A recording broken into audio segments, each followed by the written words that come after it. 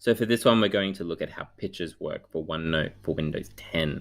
Now, three different types. Now, I've just written Earth here as what our image is going to be, but that's because I have a photo of the Earth saved on my computer. So here, you don't need to specifically use the Earth. And if you don't want to, you could just use any image that is actually saved to your device.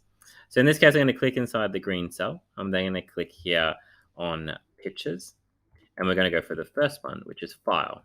So if we click on File, it's going to open up my Finder. I'm going to click here on this picture of this Earth and go Open. And what we may find sometimes is that it's a little bit too big, so we can always grab the corners and drag them in. The next one is of yourself, and this is if you have a device that has a camera. So when we click on Pictures, I'm then going to choose Camera as my next option, and then this is going to open up my camera on my device. So I'm going to take a photo of myself.